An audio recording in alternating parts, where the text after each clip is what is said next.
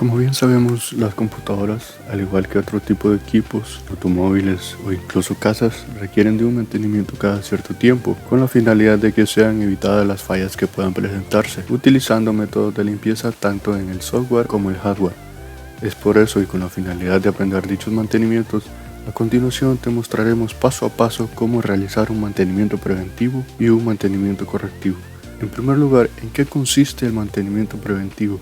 El mantenimiento preventivo o rutinario es aquel que se realiza antes de que la avería del ordenador aparezca, viniendo a constituir en sí todas las acciones que se llevan a cabo antes con la finalidad de prevenir las incidencias informáticas. Si se realiza como es debido, la cantidad de fallos tiende a reducirse considerablemente, bajando así el tiempo de inoperatividad y también los costos son mucho menores. Algunos beneficios de implementar un plan de mantenimiento preventivo son evitar fallas graves y reparaciones costosas, reducir tiempos muertos por fallos, alargar la vida útil de nuestra PC, mejorar las condiciones de trabajo y disminuir los costos de mantenimiento. Asimismo, te preguntarás, ¿cada cuánto debe realizarse un mantenimiento a la computadora? Pues para esto debemos tener algunos criterios que considerar. La periodicidad que se recomienda para darle mantenimiento a la PC es de una vez por semestre. Esto quiere decir que como mínimo debe dársele 2 veces al año, pero eso dependerá de cada usuario, de la ubicación y uso de la computadora, así como de los cuidados adicionales que se le dan a la PC. Por su parte, la ubicación física de la computadora en hogar u oficina afectará o beneficiará a la PC, por lo que debemos tener en cuenta varios factores.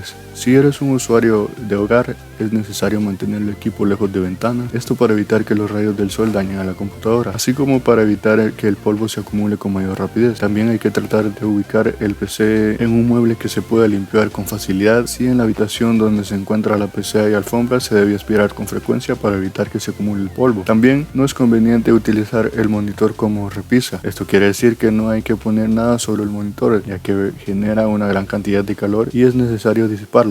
Lo mismo para el chasis del CPU. En cambio, si eres un usuario de oficina el cual utiliza su computadora para trabajar, se deben tener en cuenta los mismos cuidados que en el hogar. Aunque probablemente si se trata de una compañía constructora y lleva los registros de materiales, la contabilidad, los planos en AutoCAD, etc., esto implicará que la computadora se encuentra expuesta a una gran cantidad de polvo, vibraciones y probablemente descargas eléctricas. Asimismo, la oficina se mueve a cada instante. Hoy puede estar en la ciudad y en 2 semanas viajar a otra. Por lo mismo, el mantenimiento preventivo será más frecuente. Para realizar un mantenimiento preventivo del hardware correcto, los pasos que debemos seguir son los siguientes. Como primer paso, realizar una recepción del equipo y contar con una ficha de mantenimiento. En este paso, ya sea que el mantenimiento sea personal o hacia un tercero, siempre se debe revisar el equipo para verificar que se encuentre en un buen funcionamiento. Si es posible y se cuenta con una ficha de mantenimiento o en una simple hoja en blanco, anotar las observaciones que se puedan encontrar en el equipo y así evitar malos entendidos después del mantenimiento. Al estar puesto de trabajo, para empezar a realizar el mantenimiento es recomendable contar con una mesa de trabajo, preferiblemente grande y de un material aislante, en la cual se puedan colocar las herramientas e insumos que se ocuparán para realizar dicho mantenimiento. Asimismo, contar con una buena iluminación que nos facilite el mantenimiento.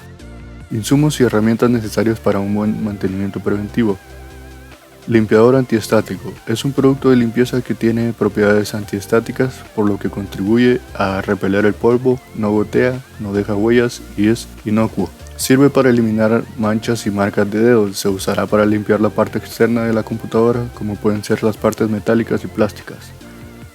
Lubricante penetrante. Se usa para lubricar los ventiladores del PC. Limpiador de contactos, también conocido como contact cleaner, permite la limpieza y desengrase de las partes electrónicas o eléctricas sin dañarlas, ya sean las ranuras donde se instalan las tarjetas adaptadoras, el socket y procesador, entre otras. Si no se cuenta con este, se puede reutilizar alcohol isopropílico debido a que también se evapora rápido y no deja residuos. Pasta térmica. Una sustancia de color gris plateado o blanca que se aplica al procesador antes de instalar una solución de refrigeración. Permite una transferencia de calor eficiente desde el difusor térmico integrado del procesador al plato base o al bloque líquido del refrigerador de la CPU diseñados para disipar el calor. Aire comprimido. El aire comprimido, también llamado duster, se utiliza para proporcionar una explosión presurizada que libera el polvo y la suciedad. Si no se cuenta con este insumo, se puede reemplazar por la herramienta como ser una sopladora. Sopladora, como ya se mencionó antes, esta puede ser reemplazo del aire comprimido para liberar el polvo y la suciedad. Juego de desarmadores. Este contará con distintos desarmadores y diferentes tamaños que se adecúen a los tornillos que necesitamos sacar al momento del mantenimiento. Pulsera antiestática. Consiste en una cinta con velcro para fijarla a la muñeca conectada a un cable de toma de tierra que permite descargar cualquier acumulación de electricidad estática en el cuerpo para evitar daños por descargas eléctricas a componentes sensibles. Brocha. Esta servirá como apoyo para limpiar el polvo o suciedad en algunas zonas. Bolsa antiestática. Es una bolsa que se utiliza para almacenar componentes electrónicos que son propensos a sufrir daños causados por descargas electrostáticas. Estas bolsas suelen ser de tereftalato, de polietileno, de plástico y tienen un color distintivo. Franela o trapo, para realizar la limpieza con alguno de los insumos antes mencionados. Separador de tornillo. Como su nombre lo indica, este puede ser una caja especial, diferentes cajas, una hoja de papel o incluso un cartón de huevos que ayude al momento de separar los tornillos de cada uno de los componentes donde se extraen. Para hacer uso de esto simplemente debemos marcar algunas casillas con el nombre del componente en donde extraemos los tornillos. Como habrás notado anteriormente, mencionamos unas herramientas antiestáticas, como son la pulsera y la bolsa antiestática, y así como estas también hay otras herramientas o insumos como pueden ser los guantes antiestáticos, que podemos usar al momento de darle mantenimiento o armar una computadora. Pero te preguntarás ¿por qué? ¿Para qué debemos usar estas herramientas? Pues bien, este es un tema que algunos técnicos o personas aficionadas a las computadoras le toman mucha importancia y otros simplemente no les importa, puesto que, como sabemos, la electricidad estática es un fenómeno de las superficies que se genera cuando dos o más cuerpos entran en contacto y se separan de nuevo. Esta acción da lugar a una separación o transferencia de electrones negativos de un átomo a otro. Las personas a veces podemos estar cargadas con este tipo de electricidad y según cómo manipulemos ciertos componentes o incluso la placa base, podríamos llegar a dañarlos debido a una transferencia de electricidad estática. Esto quiere decir que si no contamos con estas herramientas no podemos realizar un mantenimiento, ya que si tocamos un componente podría pasar esto. Tampoco así, no debemos preocuparnos tanto por esto, ya que si queremos tomar precauciones podemos descargar esta electricidad simplemente tocando un objeto de metal o una pared. Asimismo, hay videos en YouTube los cuales ponen a prueba qué tan riesgosa puede ser la electricidad estática hacia los componentes de nuestra computadora, y en ellos se muestra que no existe un peligro tan grande. Sin embargo, siempre es mejor prevenir un accidente y tomar precauciones con una pulsera o guantes antiestáticos, o simplemente descargarte tocando una pared y objeto de metal como mencionamos anteriormente.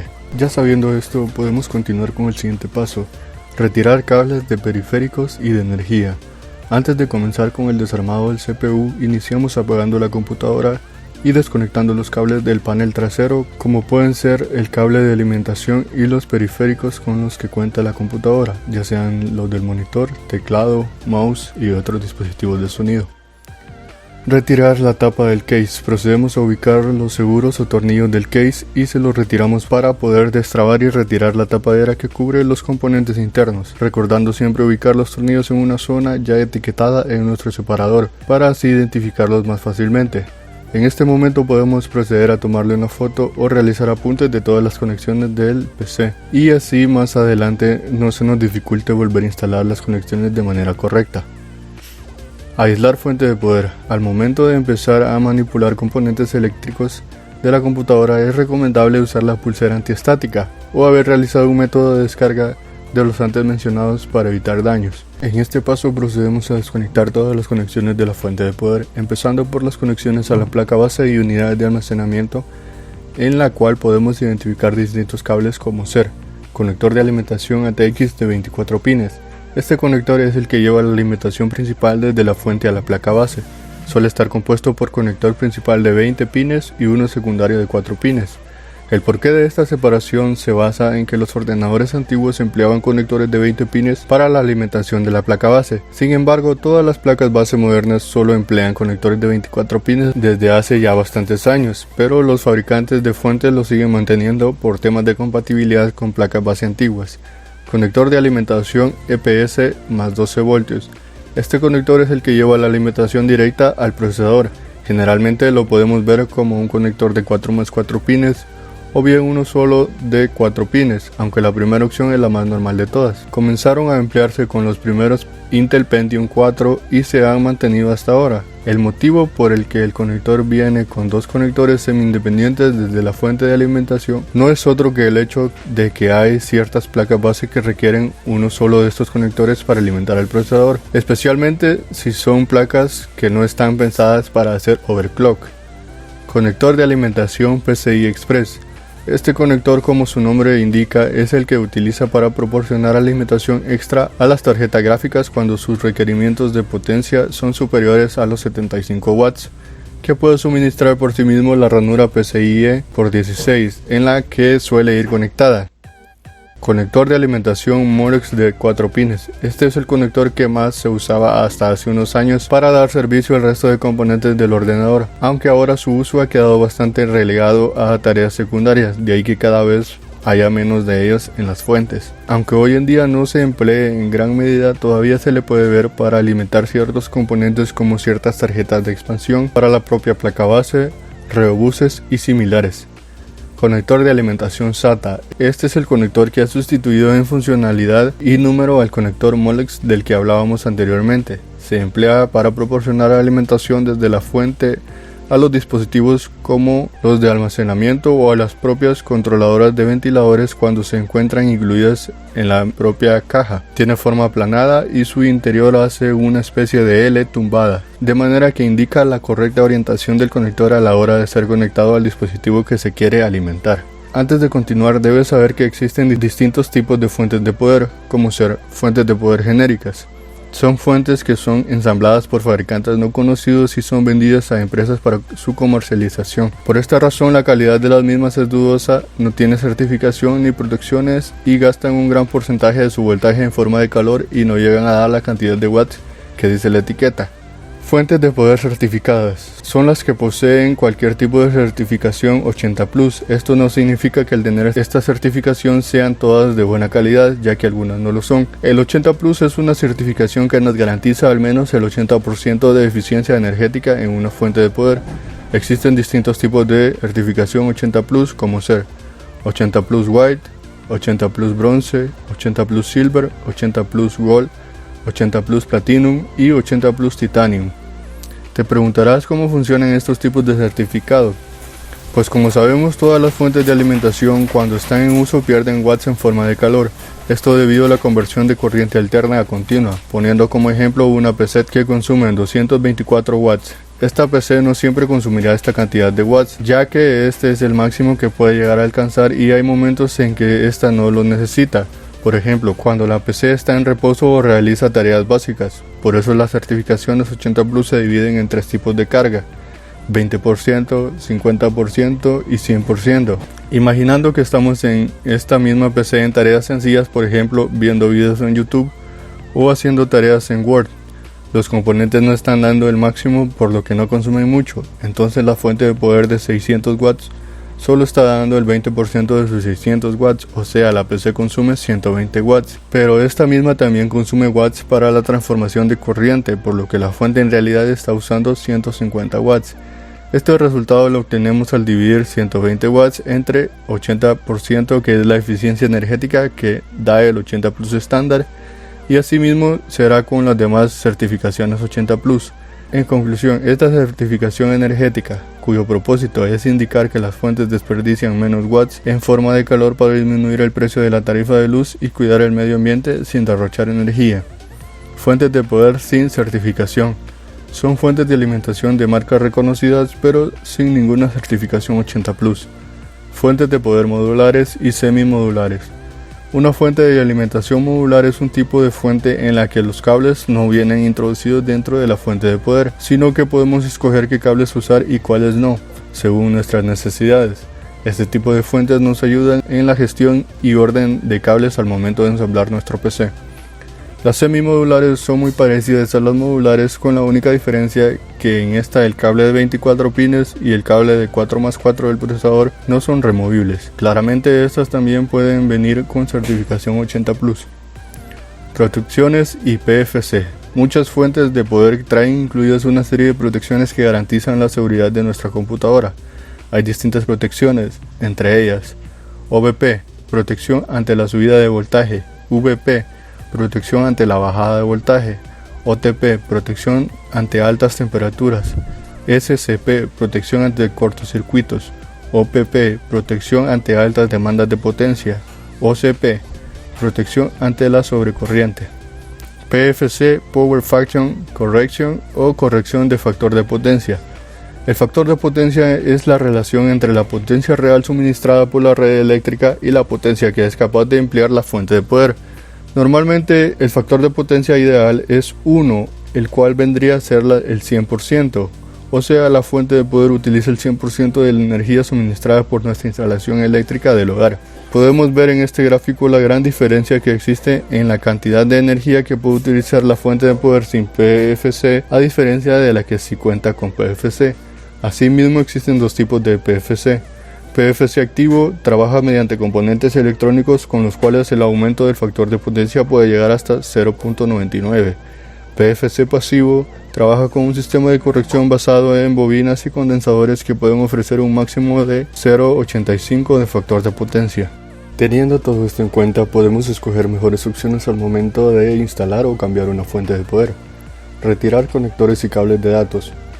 Luego de haber aislado la fuente de poder habiendo desconectado todos los cables de esta que van a la placa base, procedemos a desconectar los demás cables que aún se encuentran en los siguientes conectores de la placa base. Conector para ventiladores. Estos conectores se encuentran distribuidos generalmente por los bordes superior, derecho e inferiores de la placa base, aunque en las placas modernas también se incluyen en medio del PCB de la placa base para facilitar la conexión del ventilador trasero o de los ventiladores del disipador del procesador. Su número suele variar entre los diferentes modelos y fabricantes. Hay dos tipos de conectores. Conector de voltaje variable de 3 pines es el tipo de conector más antiguo para ventiladores. Tiene 3 pines de metal verticales junto con una lengüeta de plástico que marca la manera correcta de conectarlo. El cable cuenta con 3 colores. Negro es la toma de tierra, rojo donde saca la energía para poder funcionar y amarillo que funciona como tacómetro. Conector PWM de 4 pines. Este conector emplea 4 pines de metal verticales y es compatible con el antiguo conector de 3 pines. Como lo anterior, también emplea una lengüeta que marca la correcta manera de conectar los ventiladores a la placa base. Este pin adicional sirve para que la placa base controle automáticamente la velocidad del ventilador en función de la temperatura. Este cable cuenta con los mismos colores que el anterior y se le añade el color azul que funciona como un sensor.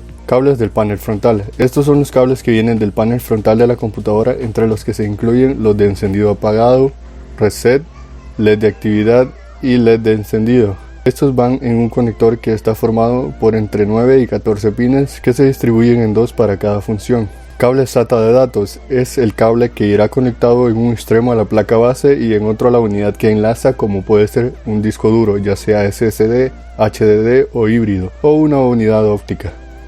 Retirar unidades de almacenamiento y tarjetas adaptadoras. Procedemos a ubicar las unidades de almacenamiento con las que cuenta la computadora y ya habiendo desconectado todos los cables que éstas traían en el paso anterior, observamos si cuentan con tornillos en los cuales se sujetan al case y procedemos a retirarlos y a sacar cada una de estas unidades, ya sean discos duros, sólidos, disqueteras y demás unidades lectoras. Habiendo retirado las unidades de almacenamiento, procedemos a retirar las tarjetas adaptadoras con las que puede contar el equipo, ya sean tarjetas de red, Wi-Fi o de video. Estas generalmente vienen sujetas por un tornillo, el cual debemos retirar y después desconectar las ranuras PCI en las que están conectadas. Retirar placa base. Luego de haber dejado libre la placa base de cables y tarjetas adaptadoras, procedemos a ubicar los tornillos que sujetan la placa base en el case y los retiramos, logrando así poder retirar la placa base del case en la cual se encuentran las memorias RAM, el disipador y CPU. Hacemos esto para poder realizar el mantenimiento de la placa base de manera más cómoda. Retirar RAM, CPU y disipador de calor. Dependiendo de la placa base puede contar con más de 2 slots para RAM y dependiendo con la cantidad de RAM que queremos tener en nuestra computadora habrá más de una tarjeta RAM. Para retirar las estas debemos empujar las palancas del slot hacia afuera para que la RAM se levante fuera del slot. Continuamos con el paso de retirar el disipador de calor, el cual es un ventilador junto con una pieza metálica que ayuda al enfriamiento del CPU, el cual se encuentra sujeto por 4 tornillos, los cuales en algunos casos cuentan con un mecanismo en el cual solo debemos realizar un giro de estos para poder quitar el disipador y debemos desconectar el ventilador. Habiendo retirado el disipador, podemos retirar el CPU moviendo la palanca del seguro del socket, aunque personalmente no recomiendo hacerlo debido a que esta pieza es muy delicada, y también podemos realizar la limpieza dejándolo en su lugar. Retirar fuente de poder. Ubicamos los tornillos que sujetan la fuente de poder y procedemos a retirarlos para así poder sacar la fuente de poder del case. Aplicamos insumos y limpiamos. Ya habiendo sacado todas las partes del case, procedemos a limpiar y aplicar insumos en las partes requeridas. Placa base. Aquí debemos usar la sopladora o aire comprimido para soplar el polvo que se puedan encontrar en las ranuras y conexiones, poniendo la placa base de manera vertical, ya que de esta manera evitamos, si estamos usando aire comprimido, que este mismo libere un poco de agua que puede causar problemas, y finalizamos la limpieza del polvo con la brocha quitando los residuos que quedaron. Luego de haber limpiado el polvo, procedemos a usar el limpiador de contactos, aplicándolo en las ranuras de la memoria RAM y todas las partes que se crea conveniente asegurar un buen contacto eléctrico. También usaremos este mismo en las memorias RAM, aplicándolas en la zona de contacto mientras se sostiene la memoria RAM de los lados, evitando tocar los chips. También podemos limpiar las memorias RAM usando un borrador blanco limpio. Continuamos levantando el sujetador del procesador al socket para obtener una mayor libertad para limpiar la pasta térmica del procesador. Para esto usamos una hoja de papel y cuidadosamente, evitando mover la pasta hacia afuera del procesador, se la retiramos hasta que no quede nada. También podemos usar un poco de alcohol isopropílico para una mayor limpieza. Luego de haberle quitado la pasta, procedemos a echarle la nueva. Para esto existen varias formas de echarla, pero la más recomendable es haciendo un punto en el centro del procesador y que la pasta no rebase la cantidad parecida a un grano de arroz. Nos alejamos de la placa base y sopleteamos el disipador de calor, la parte metálica y el ventilador, asegurándonos que el ventilador no dé vueltas, ya que esto puede causar un efecto dínamo y generar corriente que puede dañar un componente, y terminamos la limpieza de este con la brocha. Ya habiendo limpiado el disipador, procedemos a ponerlo sobre el procesador, asegurándonos que el cable del ventilador quede del lado más cercano a su conector, y al momento de atornillar el disipador evitamos aplicar mucha presión sobre los tornillos y girándolo de manera lenta hasta sentir que estos lleguen al tope y evitar girarlos más. Para terminar con la placa base, procedemos a poner las memorias RAM en sus respectivas ranuras, asegurándonos que estén del lado correcto y aplicando una leve presión encima de ambos lados de la misma hasta escuchar un clic que indica que ya están sujetas. Fuente de poder. La fuente de poder también se puede desarmar, ya que esta cuenta con una pequeña cantidad de tornillos que podemos retirar para limpiar de la mejor manera la parte de adentro. Empezando por sopletear toda la zona y el ventilador con la que esta cuenta, siempre asegurándonos que este mismo no dé vueltas, y terminando la limpieza con la brocha. También, si es requerido, se puede usar un lubricante penetrante en el ventilador de la fuente de poder o cualquier otro ventilador con el que cuente nuestra computadora. Para aplicarlo, buscamos una pequeña abertura en el centro del ventilador que generalmente viene tapada por la etiqueta del mismo y por una pequeña tapa de plástico. Ya habiendo retirado esta, le aplicamos una pequeñísima cantidad de lubricante a los respectivos ventiladores y volvemos a colocar la tapa y etiqueta. Habiendo terminado todo esto, volvemos a armar la fuente de poder colocando los tornillos que previamente habíamos retirado. Unidades de almacenamiento y tarjetas adaptadoras. Para estas nada más nos encargaremos de retirarles el polvo por medio de la sopladora o aire comprimido y la brocha, y aplicar limpia contactos si es necesario. En caso de contar con una tarjeta de video, podemos realizarle un mantenimiento ubicando los tornillos de esta y retirando la tapadera, que también puede ser su sistema de disipación de calor. Limpiamos la pasta térmica del chip GPU y de la parte de contacto del disipador. Habiendo limpiado el chip, podemos echarle la pasta térmica nueva. En este caso sí podemos aplicársela en forma de X, aunque también puedes hacerlo de cualquier otra forma, cuidando que no sea en exceso, y terminamos poniéndole encima el disipador y atornillando. Case. En este solo es necesario sopletear y usar una brocha para retirar el polvo. También podemos usar limpiador antiestático para una mayor limpieza si así lo deseamos. Monitor. Para limpiar el monitor hacemos uso de un trapo y limpiador de pantallas, aplicando el limpiador en el trapo y pasándolo sobre el monitor. Ensamblar.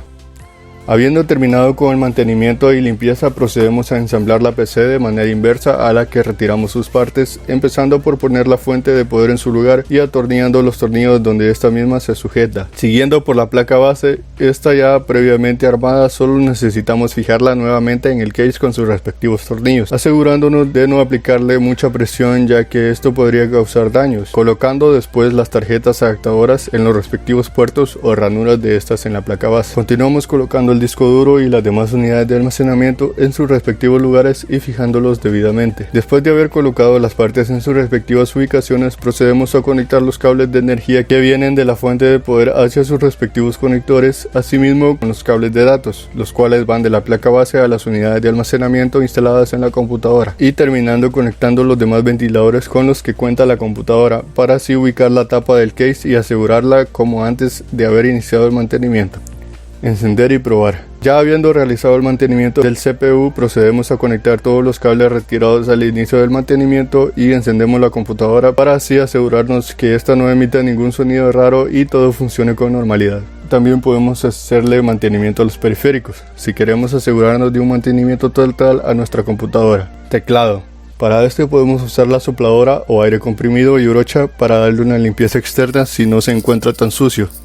Sin embargo, si se desea una limpieza profunda, se recomienda hacer una foto del teclado para así más adelante poder ubicar la posición de cada tecla en su lugar, ya que haciendo uso de un desarmador plano vamos a retirar cada una de las teclas y quedarnos nada más con la membrana o los interruptores independientes con los que cuenta un teclado mecánico, y procedemos a sopletear y retirar con la brocha toda la suciedad que se encuentre en esta parte, para finalizar limpiando tecla por tecla con un trapo y limpiador antiestático. Ya finalizando la limpieza de las teclas, apoyándonos con la foto previamente tomada, procedemos a ubicar las teclas en su respectiva posición. Ratón o mouse. Para hacer la limpieza de este solo se necesita retirar los tornillos con los que cuente en su parte inferior para tener acceso al interior y limpiar la suciedad que ahí se encuentre con una brocha y aire comprimido, volviéndolo a armar con sus respectivos tornillos y terminando la limpieza pasándole un trapo con limpiador antiestático. Mantenimiento preventivo de software. Así como es importante mantener limpio y seguro el hardware, también es importante asegurarnos que el software se encuentre en óptimas condiciones para que trabaje de la mejor manera posible, y hacemos esto siguiendo una serie de pasos. Antivirus. Es importante asegurarnos que nuestra computadora estén libres de malware o virus que puedan afectar su rendimiento, y esto lo hacemos mediante un antivirus, que es un programa encargado de rastrear estos malware y eliminarnos de nuestra computadora. Se puede hacer uso de antivirus de terceros o el mismo Windows Defender proporcionado por el sistema operativo, y asegurándonos que estos estén en su versión más reciente y estén trabajando como es debido. También, para asegurarnos de que no haya ningún virus, podemos realizar exámenes rápidos cada cierto tiempo. Te preguntarás cuál de los muchos antivirus que hay en el mercado es el más recomendable. Pues para eso hay una tier list del top 5 antivirus con las respectivas pruebas realizadas a estos, con la cual puedes ver qué antivirus es el más conveniente para tu uso y probarlo en tu computadora. Actualizaciones del sistema operativo. Muchas veces nuestra computadora trabaja de manera lenta y puede que esto se deba a no tener instalada la última versión de nuestro sistema operativo. Podemos asegurarnos de esto entrando a la configuración, actualización y seguridad y buscar actualizaciones. Desfragmentación de disco. Algunas veces hay programas que se instalan en diferentes secciones de nuestro disco y eso ocasiona que se ejecuten de manera lenta. Para evitar esto podemos hacer uso de la herramienta de desfragmentación de disco. Eliminar archivos temporales. Los archivos temporales son un tipo de archivo que Windows fue almacenando para realizar operaciones concretas y que con el paso del tiempo se acaban acumulando sin que tengan especiales utilidades. Por lo tanto, borrarlos es siempre el primer paso para liberar un poco de almacenamiento interno en tu ordenador. Creación de copias de seguridad. Es importante mantener un respaldo de nuestra información en una copia de seguridad, ya que si en algún caso se ocasiona un fallo en el sistema, se puede usar dicha copia para restablecer la información. Existen dos tipos principales de copias de seguridad. Copia de seguridad de los archivos. Esta copia nada más realiza una copia de seguridad de tus archivos personales. Copia de seguridad del sistema. En esta copia sí se realiza una copia de seguridad de todo el sistema, incluyendo los drivers, los archivos personales y demás configuraciones que hayamos hecho. Deberás apostar por una u otra según aquello que quieras conveniente. Es decir, deberás optar por la primera si te interesa guardar tus documentos personales para poder recuperarlos más tarde. El segundo tipo te permitirá copiar el sistema completo de tu ordenador. Mantenimiento correctivo del hardware. El mantenimiento correctivo consiste en la reparación de alguno de los componentes de la computadora. Puede ser una soldadura pequeña, el cambio total de una tarjeta de sonido, video, RAM, entre otras. El cambio total de algún dispositivo periférico como el ratón, teclado, monitor o la restauración del sistema operativo. Resulta mucho más barato cambiar algún dispositivo que el tratar de repararlos, pues muchas veces nos vemos limitados de tiempo y con sobrecarga de trabajo. Además de que se necesitan aparatos especiales para probar probar algunos dispositivos. Para empezar, debemos saber que la placa base del ordenador cuenta con un patrón de sonidos que nos pueden ayudar a identificar un problema en algún componente de hardware sin tener que abrir la caja del PC. Al encender tu ordenador se escucha un breve y suave pitido justo antes de que se inicie el sistema operativo. Esta señal es emitida por la placa base e indica que todo está correcto y que se va a iniciar el sistema. Si no escuchas ningún pitido, puede ser porque la placa base de tu ordenador no tenga altavoz, aunque siempre se le puede instalar uno o que lo tenga pero se le haya estropeado, por lo que tendremos que cambiarlo. La mayoría de placas bases comparten un mismo patrón de sonidos para avisar al usuario de errores a nivel de hardware, aunque es cierto que ciertos fabricantes pueden incluir en la BIOS o UEFI su propio patrón, el cual podrás consultar en el manual de la placa base. Teniendo en cuenta el patrón más común, vamos a indicar a continuación cuáles son algunos de los pitidos más comunes y su significado para determinar el problema de nuestro equipo antes de desmontarlo. Fuente de poder. La fuente de poder, al ser la encargada de proporcionar la energía eléctrica para que los componentes de la computadora funcionen, podemos detectar problemas en esta cuando uno de los dispositivos a los que se encarga de dar energía no inicia, y así podemos testear los diferentes cables para ver si se encuentra una solución o se reemplaza la fuente de poder. También, si al encender el equipo escuchamos un pitido continuo, indica que la placa base ha detectado que el suministro eléctrico que recibe el equipo no es el apropiado, y por lo tanto el problema puede derivar de algún problema con las fuentes de alimentación. Memoria RAM. La memoria RAM es uno de los dispositivos que más presentan daños en el funcionamiento de la computadora. No se puede determinar cuándo está a punto de dañarse. Esta simplemente presenta el daño. Podemos detectar un daño si la computadora tiene el problema donde enciende pero no da video. También podemos detectarlo si al momento de encender la computadora esta emite 3 pitidos cortos. A veces se puede solucionar estos problemas dándoles mantenimiento a las mismas, ya sea limpiando la parte conductora con un limpiador de contactos o un borrador blanco limpio, y si no es ese el caso se debe reemplazar. Microprocesador o CPU. El microprocesador puede llegar a dañarse por calentamiento, esto ante la falta de mantenimiento preventivo. Podemos determinar un fallo en el procesador si la computadora trata de encender pero en el intento se reinicia. También si escuchamos 5 pitidos cortos, entonces la CPU, tarjeta gráfica, pueden estar bloqueadas. Otra alerta relacionada con el problema del CPU es cuando la placa base emite un pitido, pausa, pitido, y posteriormente 2 pitidos seguidos. Si este presenta fallos, solo se puede solucionar cambiando el microprocesador por otro con las mismas características. Tarjeta de expansión. Estas tarjetas pueden poner en cortocircuito a toda la computadora en caso de que alguna esté dañada, por lo que es necesario desmontarlas para una prueba previa. Las tarjetas de expansión se pueden dañar por falta de mantenimiento o por exceso de corriente eléctrica a las mismas. Estas generalmente no pueden repararse, por lo que es recomendable reemplazarlas. Si la señal sonora que emite la placa base es un pitido largo seguido de 2 o 3 pitidos cortos seguidos, entonces el problema está relacionado con la tarjeta gráfica o su configuración. Placa base. La placa base se puede dañar por exceso de calentamiento o de voltaje. Podemos identificar errores en esta si escuchamos pitidos continuos y cortos, pudiendo haber una pausa entre ráfaga y ráfaga. Entonces la placa nos está avisando que el problema está en la misma placa. Solo técnicos especializados pueden hacer reparaciones técnicas, por lo que es aconsejable reemplazarlas por otra en caso de que lleguen a fallar. Teclado. Los teclados pueden ser de membrana o mecánicos. Los de membrana son difíciles de reparar cuando tienen una falla en una tecla debido a que probablemente sea un fallo en el circuito de la membrana en sí. Y lo mejor para estos casos es reemplazar la escritura de esa tecla a otra que menos usas por medio de programas, o reemplazar el teclado. El teclado mecánico, en cambio, cada una de esas teclas cuentan con un interruptor independiente para cada tecla, de forma que si se estropea uno, solo tienes que cambiar una pieza del teclado. Ratón o mouse. Los ratones mayormente presentan problemas en el puntero, el cual cumple con prácticamente toda la función del ratón, y lo más conveniente sería cambiar el dispositivo. Mantenimiento correctivo de software. Eliminar virus y programas maliciosos. Si de alguna forma un virus logra pasar los sistemas de seguridad de tu antivirus e instalarse en tu computadora, lo que tienes que hacer es realizar un examen profundo con el mismo antivirus y de esta forma identificarlo para eliminarlo. Restauración del sistema. Algunos sistemas operativos, como es el caso de Windows, ofrece la opción de restaurar el sistema hasta el último punto guardado por el usuario y de esta forma regresar hacia una versión anterior del sistema si es que la nueva presenta problemas o se ha infectado de virus. Formateo e instalación de sistema. Este sería como un último paso en caso de que no se pueda hacer nada al momento de corregir un fallo en el software. Por medio de una USB booteada podemos formatear nuestro disco duro e instalar un nuevo sistema operativo en caso de que el anterior se haya corrompido de manera grave, y también podemos hacer la instalación de un nuevo sistema operativo conservando los datos que habíamos guardado en el anterior.